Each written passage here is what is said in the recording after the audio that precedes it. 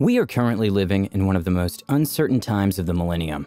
The coronavirus pandemic has changed the way we meet, the way we invest, the way we buy, and most importantly, the way we do business. There's no doubt that this isn't just a period where the economy slows down. This is much more. This is a period of change. The goal of this video is to first of all give you more perspective on how important this change is, what trends are here to stay, and also how you can adapt to them. I will also explain to you why this pandemic and recession is different from the past ones. And finally, I'll give you important information on the businesses that are going to explode in the next months, and especially in 2021. The info race. I want you to imagine what society looked like 1,500 years ago. We're at the beginning of the Middle Ages, and we have two people. The first is a nobleman, and the second person is a regular craftsman who produces and sells swords for a living. So, which one do you think has more influence? Obviously, the noble figure has more power, right? And that's simply because he was born into the right family. And that's the key factor, even in this present time. Having lots of assets can make the difference between living a good or a miserable life. Now, in the Middle Ages, society was composed of three orders of people: the noble, the clergy, and the peasants. They also believed that it was very important they preserve this division and to remain in the social class where you were born in order to maintain the general equilibrium. Therefore, it was almost impossible for an individual to go from a low ranking in society to a higher ranking. If you were born a noble, you would live and enjoy the privileges of a noble, and likewise, if you were born a peasant, you would live your entire life as a peasant. In those times, your status for the rest of your life was dictated by the class you were born into. However, that's not the case in these times. Now, it's easier than ever to become wealthy and an influential person, even if you start with nothing. And that's the case with almost all millionaires in our society. In the US, for example, according to Credit Suisse, there are 18.6 million millionaires. And according to Investopedia, 80% of them are self-made, first-generation millionaires. So, only 20% of millionaires in the United States inherited their wealth.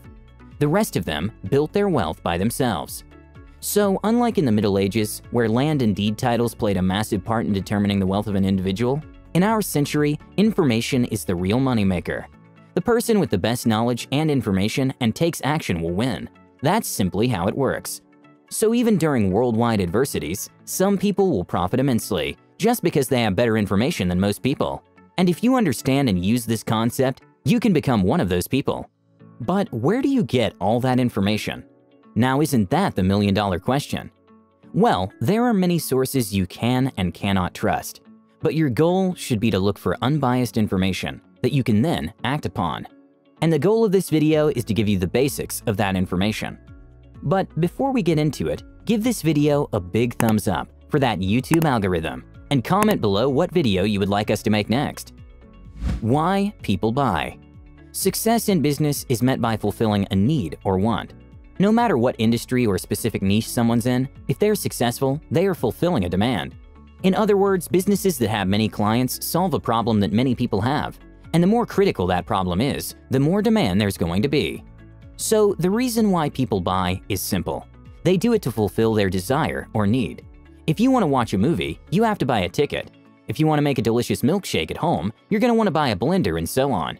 In order for you to understand why the businesses that I'm about to list will boom up next year, you need to understand one of the most important principles of economics, the principle of supply and demand. This is something taught in school, but unfortunately, many professors make it extremely boring and long. So I'm about to explain to you in minutes what my teacher explained to me in weeks. The principle of supply and demand. Supply is basically what businesses are willing to offer at a certain time and at a certain price, while demand is what people are willing to buy at a certain time and at a certain price. For example, if you're a writer and you want to sell your first book for $39, you're on the supply side, while the people that are willing to buy your book for that price are on the demand side. Now, the principle is relatively simple. I want you to imagine that you're a writer and a lot of people want to buy your book because it's fantastic. So many, in fact, want to buy your book that you might not have enough to meet all that demand. And since there is a huge demand for the book, and you also want to maximize your profits, you bump the price by $10, and now it's selling for $49. But ever since you increased the price, many people actually stop desiring the book because they now think it's overpriced, so demand goes down.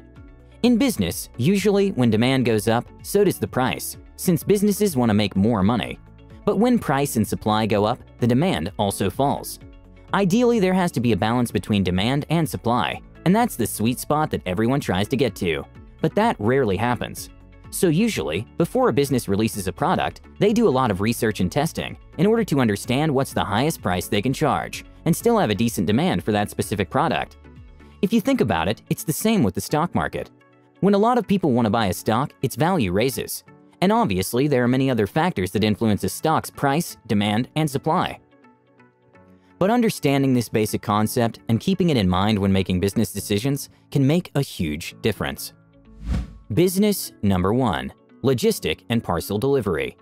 According to Valuate's report, the logistics market is projected to reach $12.2 trillion by 2022. Logistics and parcel delivery is a big industry, and it's only going to get bigger. And yet, not a lot is said about it here on YouTube. The business model is basically delivering goods and receiving a fee for items delivered.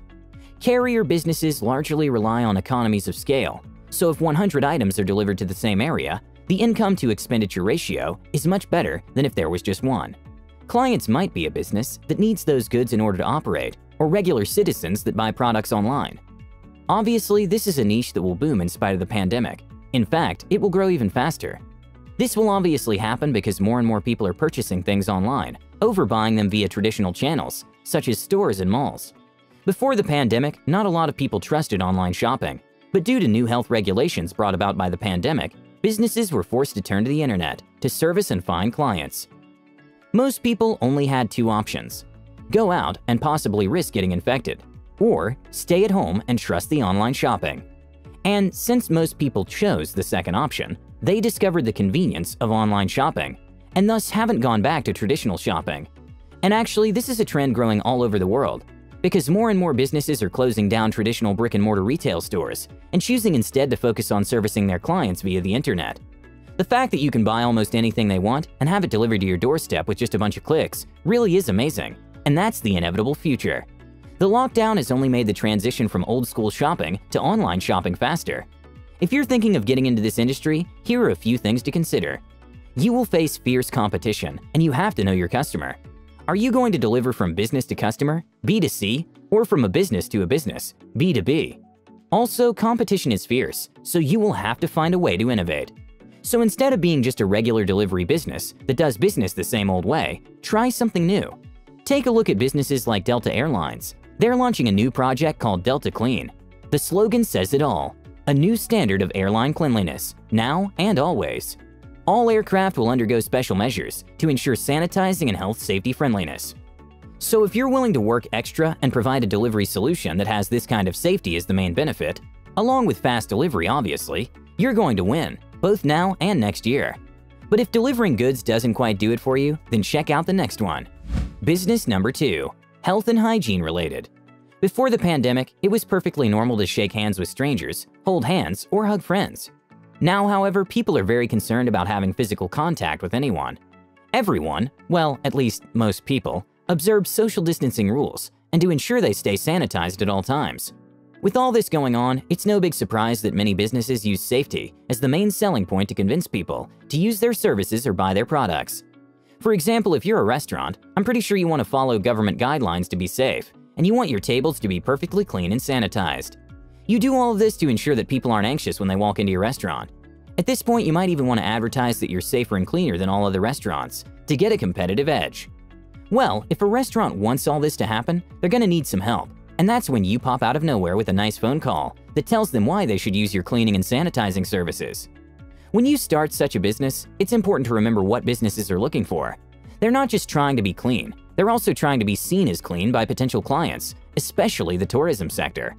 So along with cleaning services, you also need to provide businesses with a strategy for opening safely and advertising the new changes.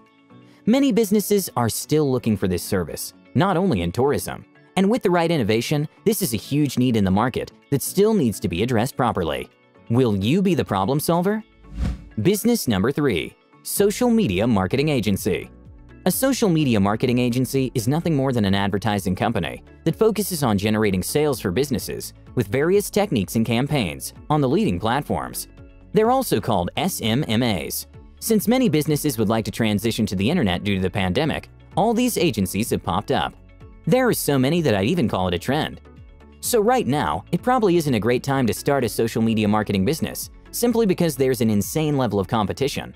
But the industry truly has potential, and it doesn't even take that much of an investment to get started. So what I would do if I were interested in starting such a business is, I would wait until the trend fades out. Most of these newly born businesses will fail for two main reasons. One, they don't have any experience and skill. And two, they aren't motivated enough and will give up early. Marketing really is the future, and if you're serious about this, you should get into it ASAP. Learn the necessary skills and then start the agency when the time is right. If you want more details about a very specific strategy for social media marketing agencies, let us know in the comments. I've actually met many of these guys, both successful and not, and I came to my own conclusion about what works and what doesn't. Just tell us if you're interested, and we'll get it done soon. The most important thing that you can do today to elevate your business game is to stay informed at all times. I'm not talking about news garbage and content that just wastes your time. I'm talking about actual information that will be useful and critical for your success. Well, you're actually lucky, because our commitment on this channel is to bring highly valuable content to all aspiring entrepreneurs, aspiring millionaires, professionals, and business people. If you're looking for the right mentality and skill to make more money and live a healthier, happier life, Practical Wisdom is for you. Subscribe today and enable notifications. So thank you guys so much for watching. Like and share this video. And with that said, have a great day, and I'll see you guys in the next one.